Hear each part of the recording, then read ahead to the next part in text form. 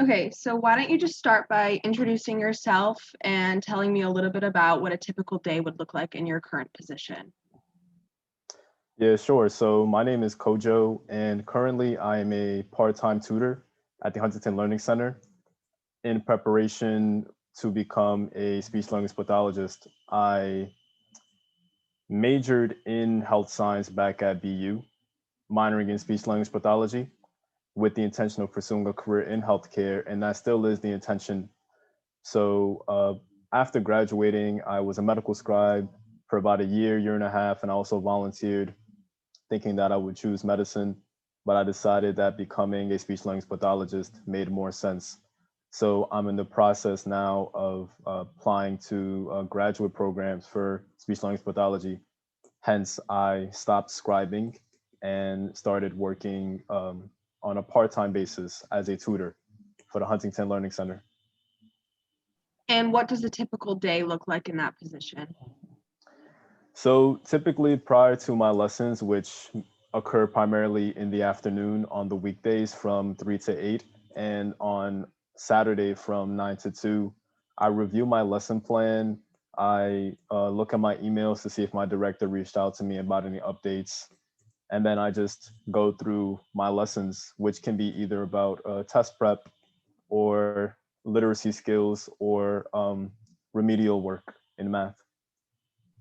And what is an entry-level position that could be obtained in your field?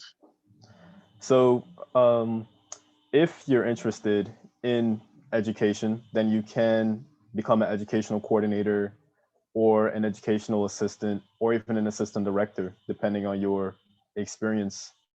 However, if you are interested in becoming a speech language pathologist, once you are done with the 2 to 2.5 year program, you are able to you have to complete a year of clinical fellowship, which is similar to being a resident as a doctor, or if you're a resident during your after law school.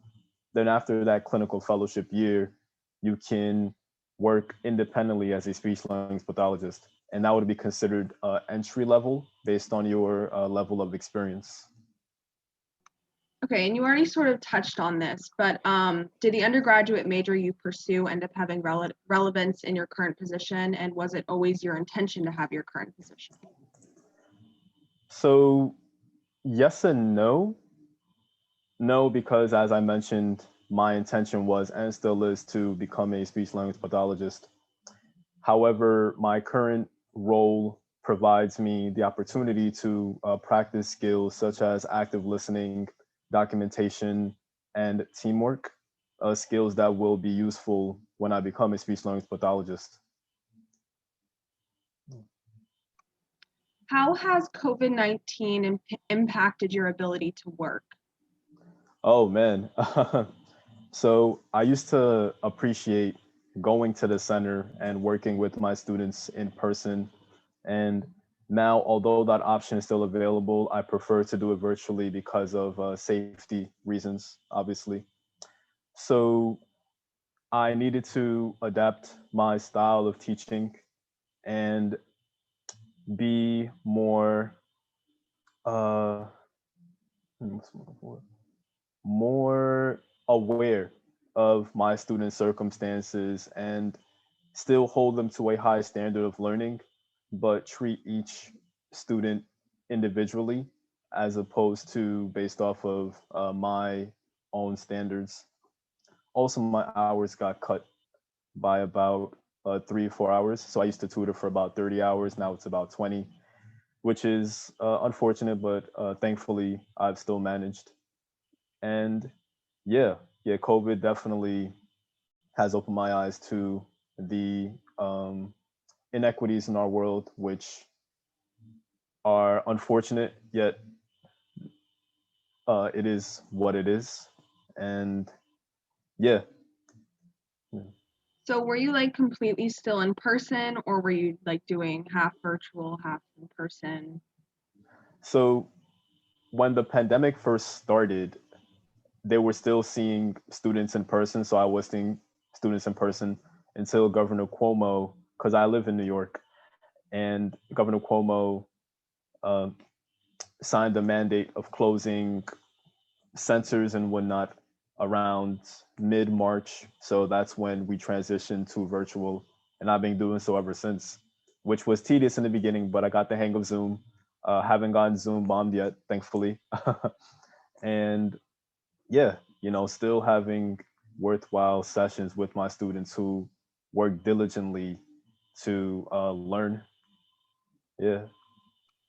Okay, so were there any resources that you utilized or internships that you participated in during your time at BU that you believe like bettered your experience or had an impact on the career you ultimately ended up pursuing? Oh, of course. There's one experience, the Santander program, my sophomore year going into junior year. Simply put, it's a program that funds an internship experience. So that summer, I interned at a office located in Morningside Heights in New York that provided services to residents in a naturally occurring retirement community. And that experience made me realize that I love to teach and learn and collaborate with those who I work alongside and those who I help. Two, I do value the provision of a good or a service that when someone uses it, they gain more from using it than the amount of money they pay for it. And also, I appreciated that I loved working with people and reminding them that they are capable of doing what they need to do in order to move forward. Hence why my interest in healthcare. Yeah. So I think you can probably answer this last question in two ways, since right now you're an educator, but in the future you're looking to be a healthcare professional in some ways. So I guess I'll ask this question twice, but if you could speak to a student right now who is aspiring to specifically be an educator or a tutor or something like that, what advice or tips would you give them? Oh, okay. So first and foremost, and this goes for any student who is interested in any career path, is to know your why, to know the reasons for your interest in pursuing this career, in this case, speech language pathology, or in any other field. Then once you figure that out, write your mission statement or your constitution, a set of guidelines and criteria that you'd like to adhere to, and that'll provide you direction. Then, once you're done doing that, be proactive. And this comes in the form of seeking out a mentor or a few mentors or a group that is affiliated to the career that you're interested in.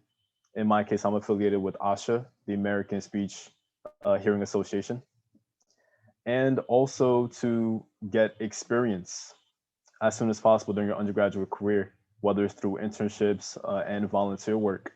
And in those experiences, apply as much as you can the information you're learning in the classroom during those experiences. It'll open your eyes and also provide you with smart cuts as well. So, yeah, there's that. And then also to cherish your relationships, because on your path to being all that you can be in the career that you've chosen, there will be obstacles, obviously, and those relationships can galvanize you when you experience mishaps or are in situations that don't meet your expectations.